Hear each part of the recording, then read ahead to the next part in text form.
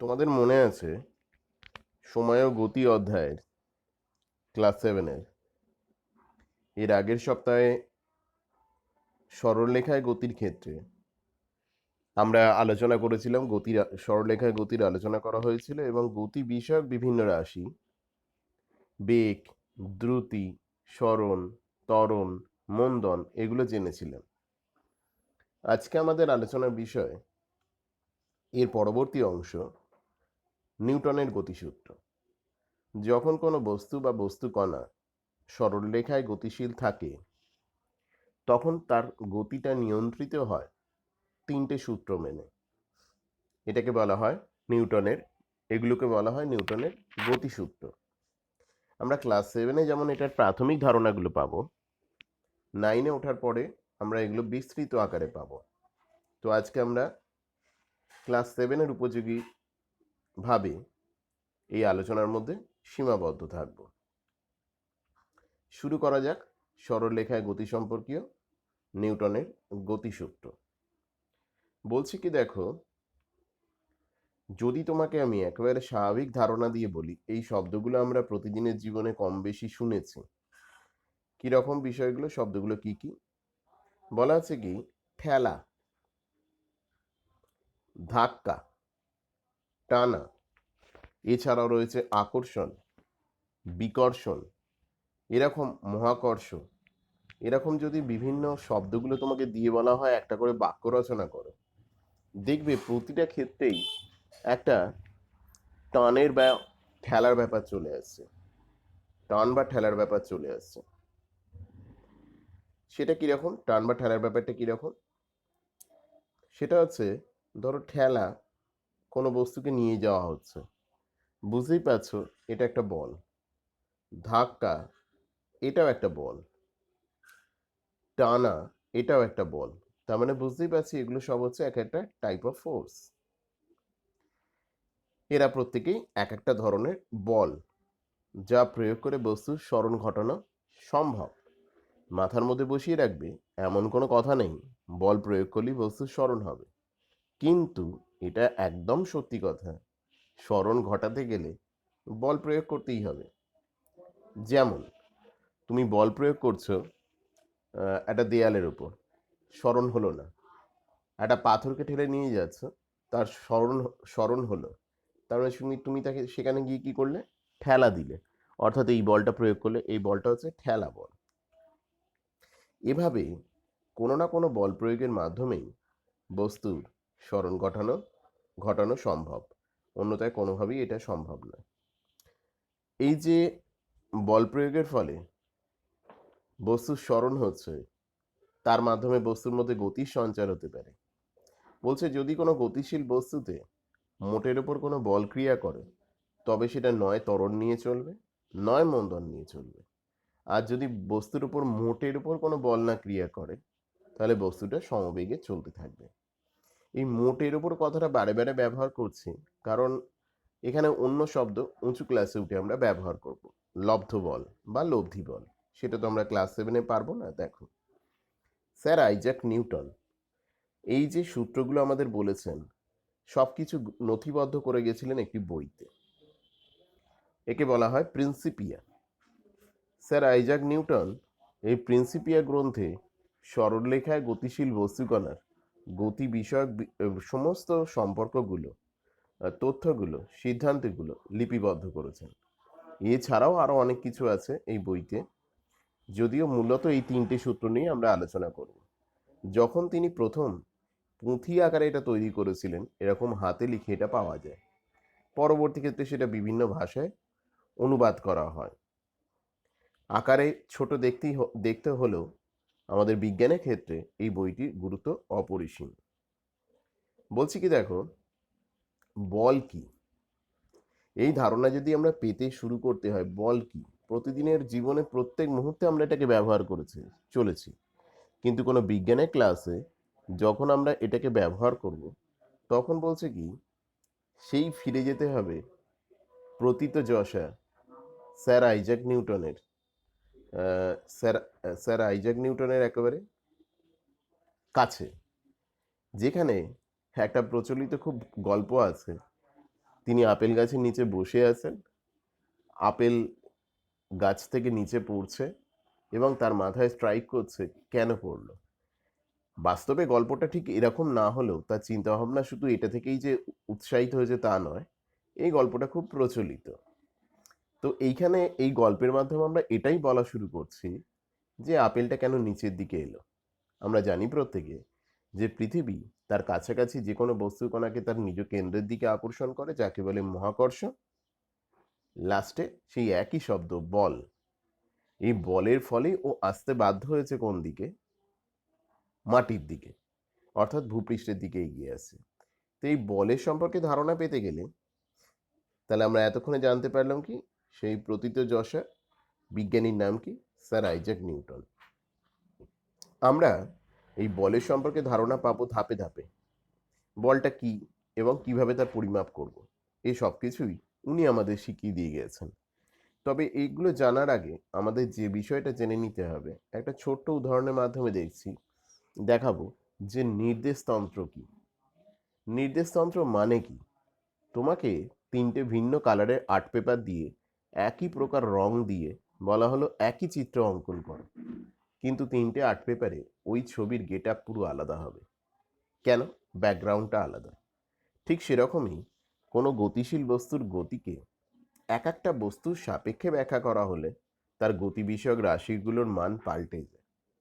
যার সাপেক্ষে, যার রেসপেক্টে কোনো গতিশীল বস্তুর গতিটাকে প্রকাশ করা হয় তাকে বলে নির্দেশতন্ত্র। বড্ড কঠিন ভাষা হয়ে গেল, তাই না? বলছে ধরো এটা একটা মাঠ। মাঠে তো একটা ছেলে দাঁড়িয়ে আছে পি। তার এদিকে একটা রেল লাইন আছে, এদিকে একটা রেল লাইন আছে। এই রেল লাইন দিয়ে কে যাচ্ছে? 120 কিলোমিটার/আওয়ার বেগে। এ 120 কিলোমিটার/আওয়ার বেগে এ ট্রেন যাচ্ছে।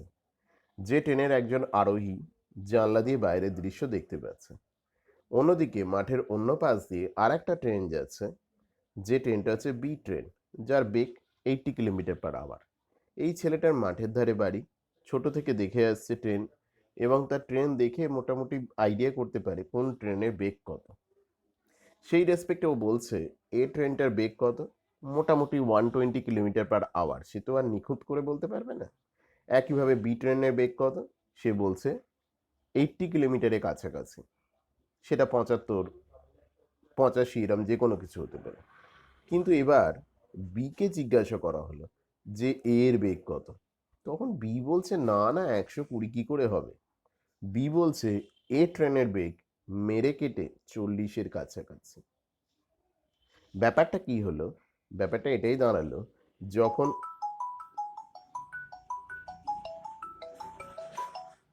যখন পিকে জিজ্ঞাসা করা হচ্ছে যখন পিকে জিজ্ঞাসা করা হচ্ছে তখন সে বলছে এর বেগ কত? প্রায় 100 কিলোমিটার/আওয়ার। যখন বিকে জিজ্ঞাসা করা হচ্ছে তখন সে বলছে না, এর বেগ হচ্ছে 40 কিলোমিটারের আশেপাশে।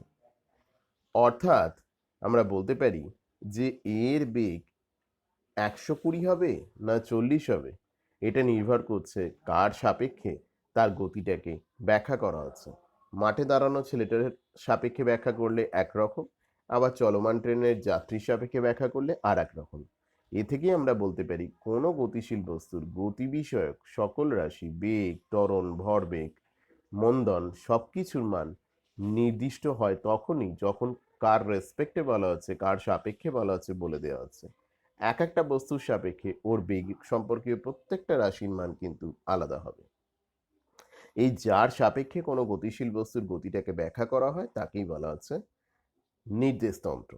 আমরা এরপরে দেখে নেব আমাদের এই নির্দেশতন্ত্রকে মোটামুটি দু রকম ভাগে ভাগ করা হচ্ছে। মোটামুটি না, দুটো রকম ভাবেই ভাগ করা যায়। একটাকে বলছে জড়ত্রীয়, আর একটাকে বলছে অজড়ত্রীয়। তাহলে নির্দেশতন্ত্র মানে কি? ধরো মাটিতে দাঁড়িয়ে আছে, একটা বাস যাচ্ছে, বাসের বেগ কেমন? তাহলে বাসের বেগটা আমি কার রেসপেক্টে বলছি? মাটির রেসপেক্টে।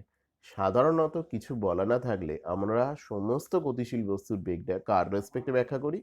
সমস্ত গতিশীল বস্তুর বেগটা আমরা ভূপৃষ্ঠের রেসপেক্টে ব্যাখ্যা করি। ঠিক আছে, এ কারণে ভূপৃষ্ঠকে একটা জড়ত্রীয় নির্দেশতন্ত্র বলে। বা ধরো একটা ট্রেনের ওপর থেমে থাকা একটা, সরি, ভূপৃষ্ঠের ওপর থেমে থাকা একটা ট্রেনের কামরা, সেই ট্রেনের কামরার সাপেক্ষে অন্য কোনো গতিশীল বস্তুর গতি ব্যাখ্যা করা হচ্ছে। তাহলে এই ট্রেনের কামরাটাও কিন্তু একটা হচ্ছে জড়ত্বীয় নির্দেশতন্ত্র। তার মানে যার সাপেক্ষে কোনো গতিশীল বস্তুর গতিটা ব্যাখ্যা করছি, সে যদি ভূপৃষ্ঠের উপর দাঁড়িয়ে থাকে বা ভূপৃষ্ঠ যদি নিজে হয়, বা সে ভূপৃষ্ঠের উপর দিয়ে কীভাবে যাচ্ছে, সমবেগে যাচ্ছে, তখন কি বলবো আমি? তখন বলবো সেটা হচ্ছে জড়ত্বীয় নির্দেশতন্ত্র। আর যদি এমনটা ঘটে যে তোমার যে ও ভূমির ওপর দিয়ে কিভাবে যাচ্ছে, ত্বরণ অথবা মন্দন নিয়ে যাচ্ছে, তখন আমি তাকে বলবো কি? অজড়ত্বীয় নির্দেশতন্ত্র। তাহলে এই হলো দুটো বিষয়, যারা যখন কারুর সাপেক্ষে বেগ বা যে কোনো গতি বিষয়ক রাশি পরিমাপ করা হচ্ছে, সে নিজে যদি ভূপৃষ্ঠ হয় বা ভূপৃষ্ঠের উপর থেমে থাকা বা ভূপৃষ্ঠের ওপর দিয়ে সরলরেখায় সমবেগে গতিশীল বস্তু হয়, তাকে তাকে তাকে বলবো জড়ত্বীয়। এছাড়া বাকি সব কিছুকে কি বলা হবে? অজড়ত্বীয়। স্যার আইজ্যাক নিউটন প্রথমেই বলেছেন আমার এই গতিসূত্রগুলো কেবলমাত্র কোথায় প্রযোজ্য?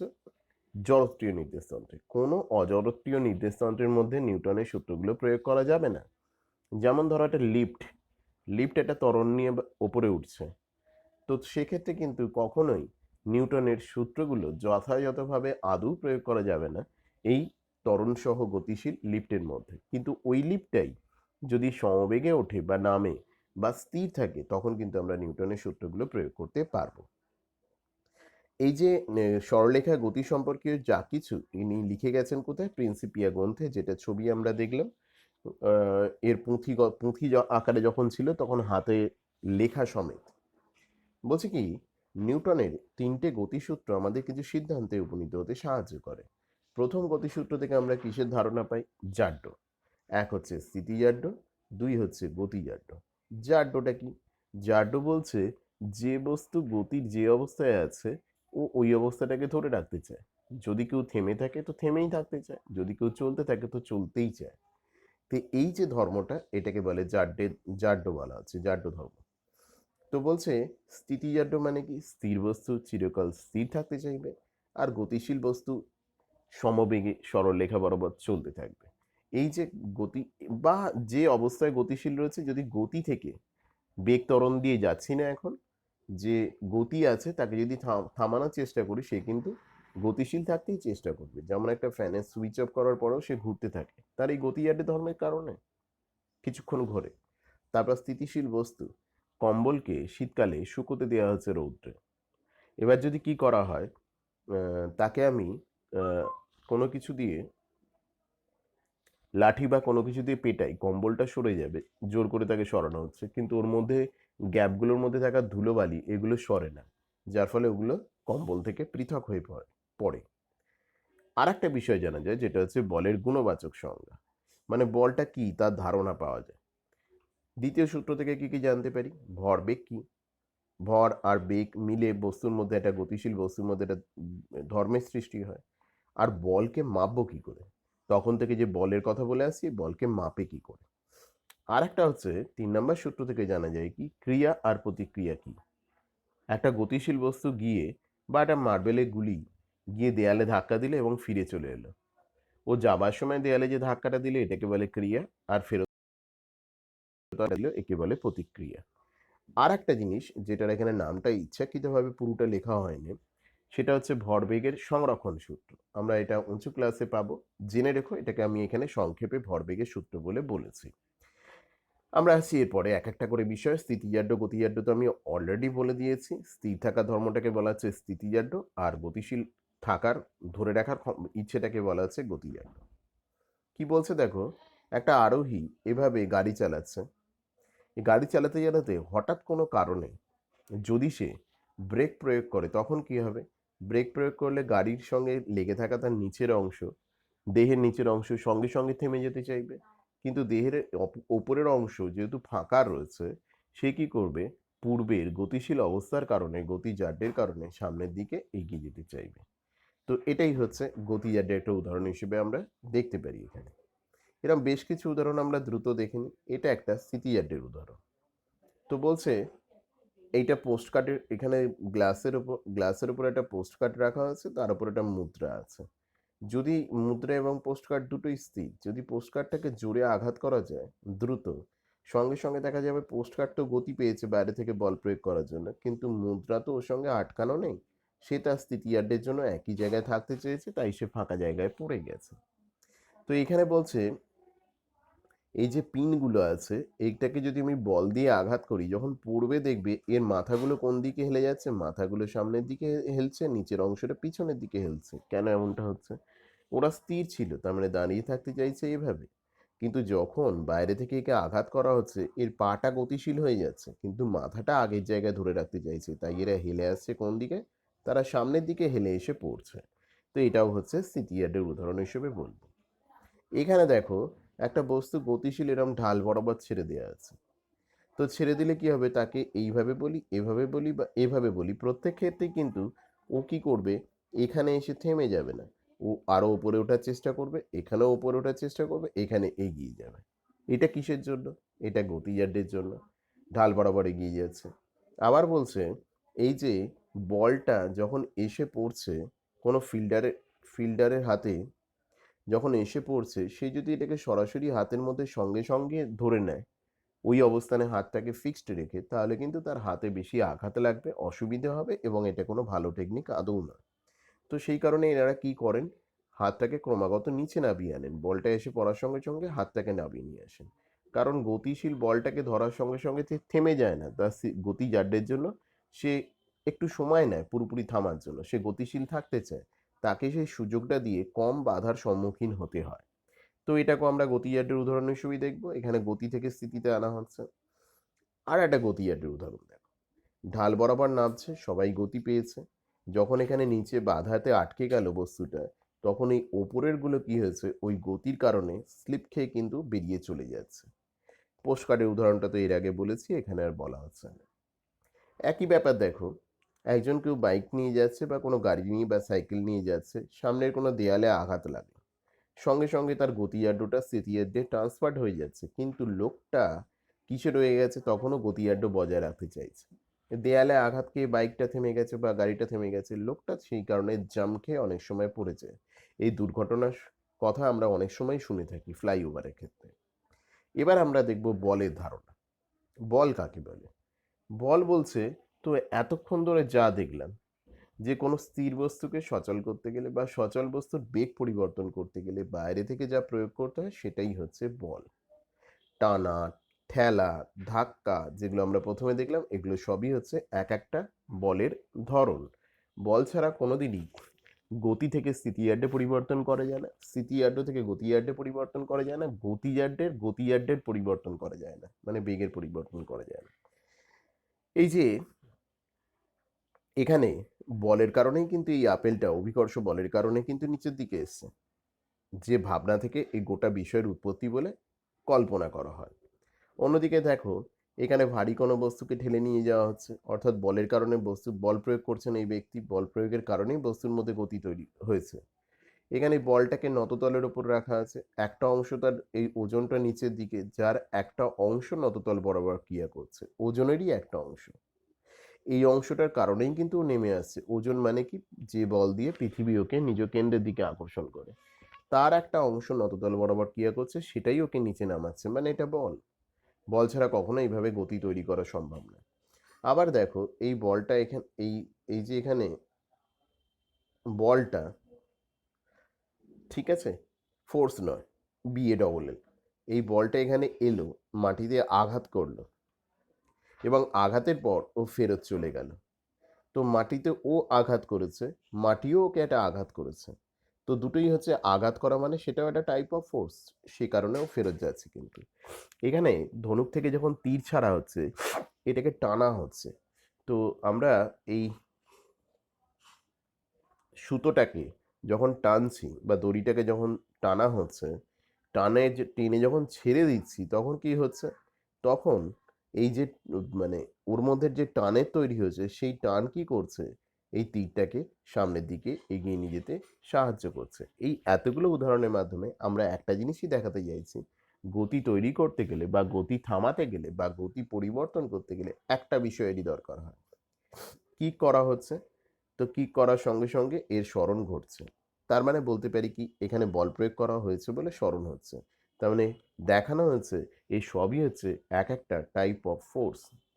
কোনো ক্রেনের সাহায্যে, এটা একটা হাইড্রোলিক হিসেবে দেখানো হচ্ছে, যদিও হাইড্রোলিক নয়, এটা এখানে সরল একটা আকার হিসেবে দেখানো হয়েছে। ভারী কোনো বস্তুকে অভিকর্ষের বিরুদ্ধে তুলছি, অভিকর্ষ যেমন নিজের দিকে টানতে পারে, পৃথিবী যেমন নিজের দিকে অভিকর্ষ বলের প্রভাবে টানতে পারে, অভিকর্ষের বিরুদ্ধে তুলতে গেলেও সেখানে কি প্রয়োগ করতে হয়? বল প্রয়োগ করতে হয়। তো এবার চলে এসো, দেখো এইখানে অন্য রকমের বল। দুটো চুম্বকের বিপরীত মেরু পরস্পরকে কি করে, সমমেরু কি করে পরস্পরকে বিকর্ষণ করে। যদি এখানে এস আর এন কে মুখোমুখি রাখো তখন দেখবে আকর্ষণ করছে। আবার এখানে দেখো, এই দড়ি দিয়ে টেনে ভারী বস্তুকে আমরা অভিকর্ষের বিরুদ্ধে তুলতে পারছি। কোনো এমনি মুক্ত বস্তুকে আমি যদি ছেড়ে দিই, সে কিন্তু অভিকর্ষের টানে নিচের দিকে আসতে থাকবে। এখানে দেখানো হয়েছে ধনাত্মক আধানে আহিত কোনো বস্তুকে ঋণাত্মক আধানে কোনো আহিত বস্তুর সামনে আনলে ওদের মধ্যে আকর্ষণ বল তৈরি হয়। তার মানে এই বলটা শুধু পৃথিবী আর কোনো বস্তুর মধ্যে নয়, বা বাইরে থেকে আমি যে প্রয়োগ করছি তা নয়, এটা গোটা বিশ্ব ব্রহ্মাণ্ড যে তৈরি হয়ে রয়েছে, যে একে অপরের সঙ্গে আবদ্ধ অবস্থায় সংঘবদ্ধ অবস্থায় রয়েছে, তার সঙ্গে তার ক্ষেত্রে একটাই বিষয় হচ্ছে জড়িয়ে আছে, সেটা হচ্ছে ফোর্স। সেটা তড়িতে রয়েছে, সেটা চুম্বকে রয়েছে, বিভিন্ন ক্ষেত্রে বাস্তব জীবনের প্রতি পদে রয়েছে। এখানে যে দড়ি টানাটানি খেলা চলছে, সেখানে দুজনেই কিন্তু বল প্রয়োগ করছে। কারুর বল যদি বেশি হয় তখন উল্টো দিকের লোক তার কাছে এগিয়ে আসবে, অন্যথায় দুজনই একই জায়গায় দাঁড়িয়ে থাকবে। এবার আমরা দেখব দ্বিতীয় গতিসূত্র থেকে বল পরিমাপ করে কি করে। বললাম ক্লাস 7 আমাদের, সুতরাং আমরা 7-এর উপযোগীভাবেই শিখব। দ্বিতীয় সূত্রে গাণিতিক আকার বা সরাসরি সূত্রে আমরা যাব না, আমরা ধারণাটা দেখব। ক্লাস 9 আমরা এগুলো জানবো। বলছে একটা এম ভরের বস্তু, সে যদি এ মানে ত্বরণ বা মন্দন সহ গতিশীল হয়, তবে তার উপর ক্রিয়াশীল বল কত? M A. মাথার মধ্যে ঢুকিয়ে নাও, যদি কোনো বস্তু সরল রেখায় সমবেগে চলে বা স্থিরভাবে থাকে, তাহলে তার উপর নিট কোনো ফোর্স নেই। যদি তার ত্বরণ থাকে বা মন্দন থাকে, একমাত্র তখনই বল ক্রিয়া করবে। যদি কারোর উপর বল থাকে, তার মানে অবশ্যই সেটা সমবেগে যেতে পারে না, ত্বরণ বা মন্দন সহই যাবে। আর একটা বিষয়ের দিকে একটু নজর দাও। তার মানে আমি ঘুরিয়ে বলতে পারি কি, যে এম আর এ এর কোনো একটা বা যদি দুটোই বৃদ্ধি পায়, তখনই বলের মান কি হবে? বাড়বে, আর কমলে কমবে। মানে এফ সমান এম এ। তাহলে এম বাড়লেও বল বাড়বে, এ বাড়লেও বল বাড়বে, দুটো বাড়লেই বাড়বে। মোট কথা এই গুণফলটা যদি বাড়ে, এম এর গুণফলটা, তাহলে কিন্তু ফোর্স বাড়বে।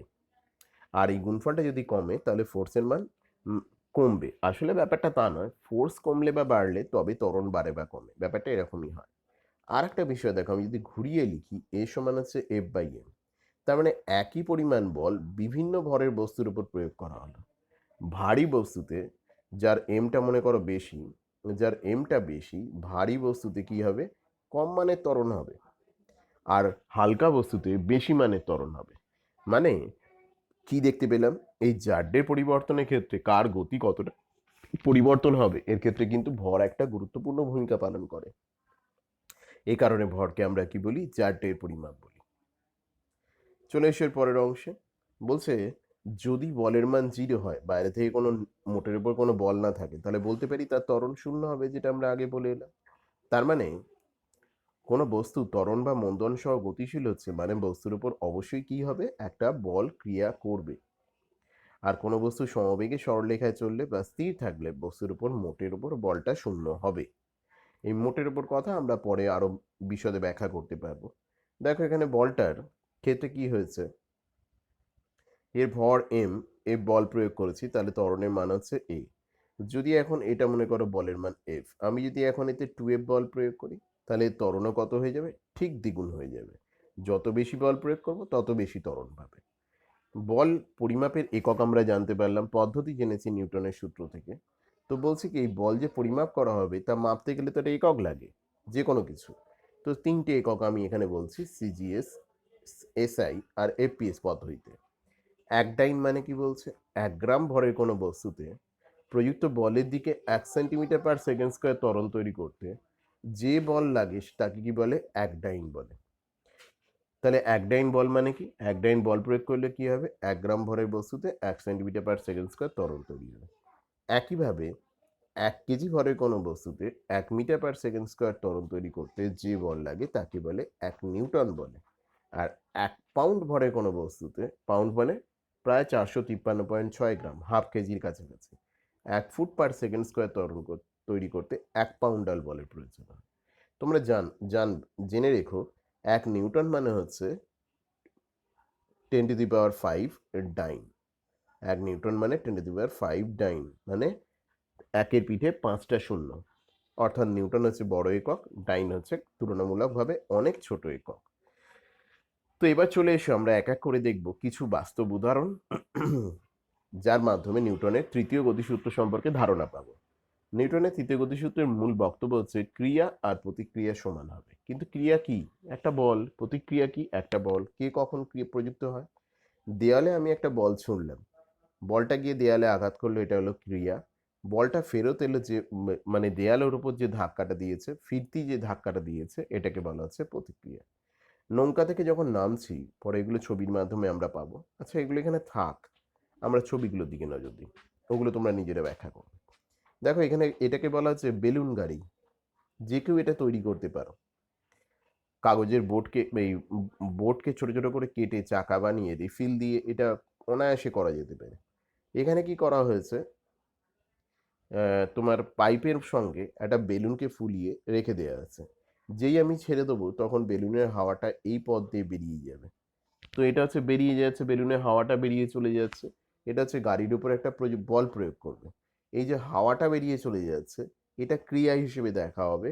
সঙ্গে সঙ্গে এর উল্টো দিকে একটা প্রতিক্রিয়া, গাড়ির উপরে ওই বেরিয়ে যাওয়া হাওয়াটা ছাড়বে। তার মানে কি হচ্ছে, বাইরের বাতাস বেলুনের ওপর চাপ প্রয়োগ করছে বলে বেলুনের বাতাসটা বেরিয়ে চলে যাচ্ছে। এটা হচ্ছে ক্রিয়া। সঙ্গে সঙ্গে কি হবে, এই গাড়ির ওপরে কি হবে, একটা প্রতিক্রিয়া তৈরি হবে। রকেটের ক্ষেত্রেও ব্যাপারটা এরকম। রকেটে যখন যে কোনো মহাকাশযানকে যখন উৎক্ষেপণ করা হচ্ছে, তাকে রকেট সাহায্য করছে। সেক্ষেত্রে কি হচ্ছে, তীর বেগে জ্বালানি যখন এখান থেকে বেরিয়ে আসছে, এটা হচ্ছে ক্রিয়া। এর ফলে এই জ্বালানি উল্টো দিকে ওর ওপরে, জ্বালানির ধোঁয়া উল্টো দিকে ওর ওপরে কি করে, একটা প্রতিক্রিয়া বল দেয়। মাথায় রেখো, নিউটনের সূত্র যদি আমি জড়ত্বের নির্দেশান্তে প্রয়োগ করি, একমাত্র তখনই ক্রিয়া এবং প্রতিক্রিয়া সমান হবে।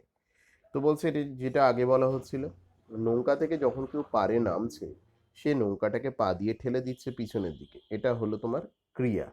নৌকাটাকে পেছনের দিকে ঠেলে দিচ্ছে। এখানে ছবি তো এটা হচ্ছে নৌকা চালানোর কথা বলা আছে, আমি একই উদাহরণ দিয়ে বলি।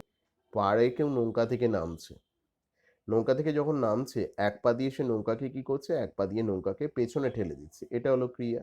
নৌকা তাকে সামনে ঠেলে দিচ্ছে, এটা হচ্ছে প্রতিক্রিয়া। আবার এখানে দেখানো হচ্ছে এই ছবিতে যেটা, সেটা হচ্ছে নৌকা চালানো। লোকটা দাঁড়টাকে যেভাবে টানছে, দাঁড়টাকে টেনে নিয়ে যাচ্ছে একদিকে, আর নৌকা যাচ্ছে ঠিক তার, জলটাকে ঠেলছে, দাঁড় দিয়ে জলটাকে ঠেলছে একদিকে, আর নৌকা যাচ্ছে কোন দিকে, সামনের দিকে। তো যেভাবে দাঁত দিয়ে জলটাকে ঠেলা হবে যেদিকে, ঠিক তার উল্টো দিকে কিন্তু নৌকা যাবে। আমরা এবার দেখব খুব সাধারণভাবে একটা প্লেন যখন যাচ্ছে, এটা কি করে ভেসে বেড়ায়, এত ভারী বস্তুটা কি করে ভেসে বেড়াচ্ছে। বলছে এর উপর একাধিক বল রয়েছে। আমরা শুধু ভেসে থাকার দিকে নজর দেবো, যে পৃথিবীর অভিকর্ষ বল একে নিচের দিকে টানছে, এবং এর ডানার আকারটা এমন করা থাকে, ও যখন নামছে, যখন উড়ছে, তখন কি হচ্ছে, ও নিচের কিছু বাতাসকে সরিয়ে দিয়ে উঠছে। সঙ্গে সঙ্গে সেই নিচের বাতাস ওর উপর একটা ঊর্ধ্বমুখী বল প্রয়োগ করে, যে এই পৃথিবীর আকর্ষণ বলটাকে কাটিয়ে দিতে পারে। তার মানে ও বাতাসকে নিচের দিকে ঠেলে নিচে পাঠাচ্ছে, আর বাতাসকে উপরের দিকে একটা প্রতিক্রিয়া বল দিচ্ছে। যদিও এর পিছনে আরও একটা অন্য নীতি আছে, আমরা উঁচু ক্লাসে গিয়ে পরে সেটা জানতে পারবো, বার্নৌলি থিওরেম বলে, সেটা এখানে আলোচনার মধ্যে আসছি না। আবার কি বলছে অন্যদিকে দেখো, যে এক্ষেত্রেও যে জ্বালানি বা ইঞ্জিনের প্রপেলারের মাধ্যমে বাতাসকে ঠেলে দেওয়া হচ্ছে কোন দিকে, পিছনের দিকে। বাতাস ওর উপর ধাক্কা দিচ্ছে কোন দিকে, সামনের দিকে। তাহলে এগিয়ে যাওয়া এবং ওপর নিচে ওঠানামা করা, এই দুটো ক্ষেত্রেই কিন্তু নিউটনের প্রতিক্রিয়া সূত্র কাজে লাগিয়ে এই ঘটনাটা ঘটছে। কামানের গোলা যখন কোনো কামান থেকে বেরিয়ে চলে আসছে, স্থির অবস্থায় ছিল, তাতে কি করেছি আমি, আগুন লাগিয়ে ওই গোলাটাকে তীর বেগে প্রতিক্রিয়া, আলোক রাসায়নিক তোমার বিক্রিয়ার মাধ্যমে এই গোলাটাকে বাইরের দিকে ঠেলে দেওয়া হয়েছে বারুদে আগুন লাগিয়ে। যেই এ সামনের দিকে চলে যাচ্ছে, যেন মনে হচ্ছে কামান ওকে সামনের দিকে ছুড়ে দিল, এটা হলো ক্রিয়া। যাবার সময় এই কামানটাকে কোন দিকে ঠেলে দেবে? পিছনের দিকে ঠেলে দেবে। এটা হলো প্রতিক্রিয়া। যেমন এই মাটিতে বলটা এসে ধাক্কা দিচ্ছে তির্যকভাবে, মাটিকে ধাক্কা দিচ্ছে, এটা হলো ক্রিয়া। মাটি ওকে ঠেলেও তির্যকভাবে পাঠিয়ে দিচ্ছে, এটা হলো প্রতিক্রিয়া। তো এইভাবে বিভিন্ন উদাহরণের মাধ্যমে ক্রিয়া প্রতিক্রিয়া বিষয়টা আমরা উল্লেখ করতে পারি। দাঁড় টানার যে কথাটা বলছিলাম, জলটাকে ঠেলে দিচ্ছে এদিকে, নৌকা যাচ্ছে সামনের দিকে। আমরা যে মাটিতে দাঁড়িয়ে থাকি, যখন আমরা মাটিতে দাঁড়িয়ে আছি তখন কি বুঝতে পারি আমরা নিজেকে কি হালকা মনে করি? না। কারণ আমি যখন মাটিতে যে কেউ দাঁড়িয়ে আছি, এখানে যেমন টেবিলের উপর বই রাখার কথা বলা হয়েছে, তখন আমি আমার ওজন দিয়ে মাটিকে ধাক্কা দিচ্ছি। মাটির সঙ্গে সঙ্গে সমান মানের বল ওপরের দিকে প্রয়োগ করছে। এই দুটো বল একে অপরকে ব্যালেন্স করে রেখে দিয়েছে, তাই আমরা একেবারে ব্যালেন্স কন্ডিশনে মাটির উপর রয়েছে, মানে আমাকে নিজেকে ওয়েটলেস মনে করি না, কোনো সমস্যা হয় না। কিন্তু পাথরকে যদি পাথরকে উঁচু বাড়ির ওপর থেকে ফেলে দেওয়া হয়, তখন কিন্তু এই ঘটনা হয় না, সে নিজেকে আপাতভাবে ওজন শূন্য মনে করবে। তো বই তাহলে কি হচ্ছে, বইকে পৃথিবীটা আনছে, সে কারণে সে টেবিলের উপর ধাক্কা দিয়েছে, ক্রিয়া। আর টেবিলের উপর প্রতিক্রিয়া বল দিচ্ছে। মাথায় রাখবে, এমন কোনো বিষয় নেই সবসময় ক্রিয়া প্রতিক্রিয়া একই বস্তুর উপর ক্রিয়া করবে। যদি এরা একই বস্তুর উপর ক্রিয়া করে, তখন তারা কি করবে? কোনো গতি সঞ্চারিত হওয়ার সুযোগ থাকবে না, মোট যোগফল শূন্য হয়ে যাবে। কিন্তু যদি পৃথক, সাধারণত কি করে, পৃথক দুটো বস্তুর উপর কাজ করে। লোকটা নৌকা থেকে নামছে, তো কি হচ্ছে, নৌকার উপর ক্রিয়া করছে, ক্রিয়া বল আছে, আর নৌকা ব্যক্তির উপর প্রতিক্রিয়া দিচ্ছে, দুটো আলাদা বস্তুর উপর ক্রিয়া করে। দড়ি টানাটানি খেলায় যদি এই দুটো বলের মান সমান হয়, যদি হয়, তখন কি হবে? তখন দেখা যাচ্ছে কোনো দলই জিতবে না, সমানভাবে থাকবে এবং দড়ির প্রতিটা অংশে টান হবে একই। কিন্তু দেখা যায় যদি কোনো একদিকে লোকেরা বেশি বল প্রয়োগ করছে, অন্যদিকে লোকেরা কম বল প্রয়োগ করছে, তখনই তার মানে একটা নিট বল আছে। এখানে এই দুটো বল একে অপরকে কি করে দিয়েছে? ব্যালেন্স করে দিয়েছে। এখানে কিন্তু ব্যালেন্স করতে পারেনি। এটা যদি 20 হয়, এটাকে তাহলে 15 বলবো। তার ফলে কি হবে? এদের সরণ হচ্ছে, যেদিকে বল বেশি সেদিকে সরণ হচ্ছে। পাখি ওড়ে, হেলিকপ্টারের কথা যেভাবে বলেছি, পাখি কিন্তু দেখবে ডানা ঝাপটায় যখন, তখন বাতাসকে নিচে ঠেলে দিচ্ছে, বাতাস ওকে ওপরের দিকে প্রতিক্রিয়া দিচ্ছে। এটা অ্যাকশন, এটা হচ্ছে রিয়াকশন। এই কারণে ও ভেসে বেড়ায়। কিছুক্ষণ পাখি কি করবে, পাখা নাড়ার পরে তারপরে কি হয়, তীর বেগে চলতে থাকে, তখন আর পাখা নাড়তে হয় না। এটা কিন্তু গতিজাড্যের জন্য। তো বলছি কি, দেখো এর পরের অংশে আসছি আমরা।